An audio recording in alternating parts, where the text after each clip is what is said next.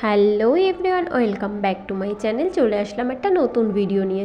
আজকে আমি রান্না করব কাশ্মীরি আলুর দম। তার জন্যই আমি আজকে রান্নাঘরে চলে এসেছি। তো এদিকে কড়াই বসিয়েও দিয়েছি, তাতে জিরে আর ফোড়ন দিয়ে দিয়েছি দারচিনি। আর এদিকে আলুগুলো তো সুন্দর করে কেটে রেখেই দিয়েছিলাম, ভালো করে ধুয়ে সেগুলো দিয়ে নিয়ে নাড়াচাড়া করে এগুলো আমি ভেজে নেব। মোটামুটি এটা আমি লাল লাল করে ভেজে নেব, এই কারণ কালারটা তাহলে ভালো আসবে। তো লাল লাল করে যখনই দেখবো ভাজা ভাজা হয়ে যাচ্ছে, তারপর আমি এর সাথে নুন অ্যাড করব। নুনটা দিয়েও সেম একই রকমভাবে নেড়ে নেব আর দিয়ে দেবো হলুদ গুঁড়ো দিয়ে ভালো করে এটা ভাজবো। যখন দেখবো যে ভাজা ভাজা হয়ে গেছে, তারপর আমি এর সাথে অ্যাড করব মশলা।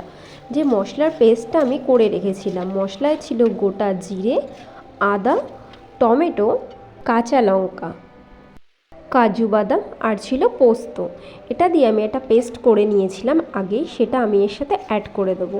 অ্যাড করে ভালোভাবে এই মশলাটা দিয়ে আমি কষাবো। এটা ভালো করে নেড়ে চেড়ে কষাবো যতক্ষণ না এই বাদামটা, যেহেতু বাদাম দেওয়া রয়েছে, আর বাদাম ছাড়া অন্য মশলাও যেহেতু দেওয়া থাকে না, ভালোভাবে মশলাটা না কষালে তো ওটা একটা কাঁচা মশলার স্মেল আসে।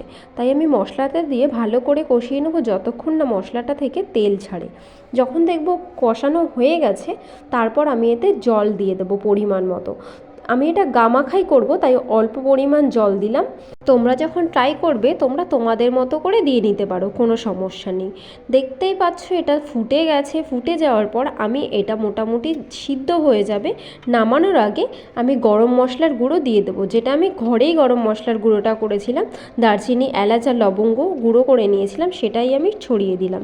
কারণ ঘরে করা যে গরম মশলা বলো আর এমনি মশলা বলো, তার একটা স্বাদই হয় আলাদা।